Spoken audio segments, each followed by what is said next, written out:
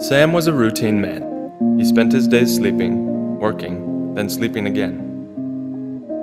He lived alone in the world's smallest home, surrounded by people all day, but no friends of his own.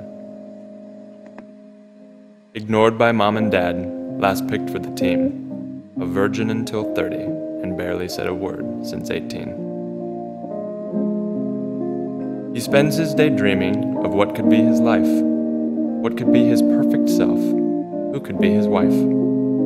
Today's no different though, the day's not done. Sam spotted a pretty lady, her party of one. The thought of them speaking puts a spark in his eye, but the thought of actually doing it frightens him inside.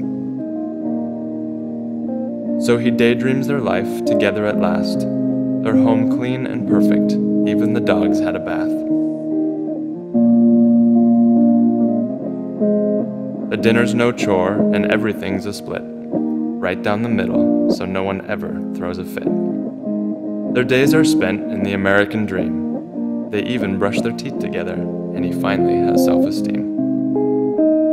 It's never-ending perfection, too good to be seen. In fact, it's just that, because Sam still hasn't left his seat. Realizing he's weak, his thoughts too deep, he often tends to do this, dream without sleep.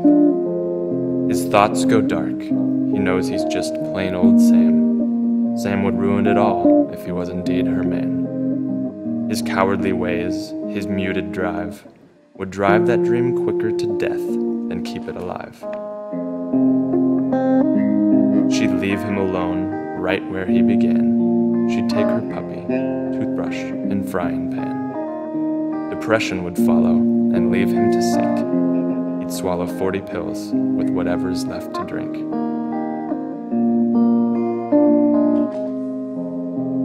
If he had the chance to get out of his head, he'd walk right over and speak to her face instead.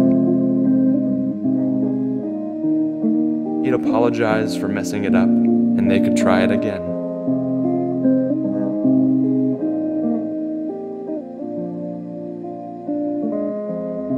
The exception, of course, of Sam not being dead.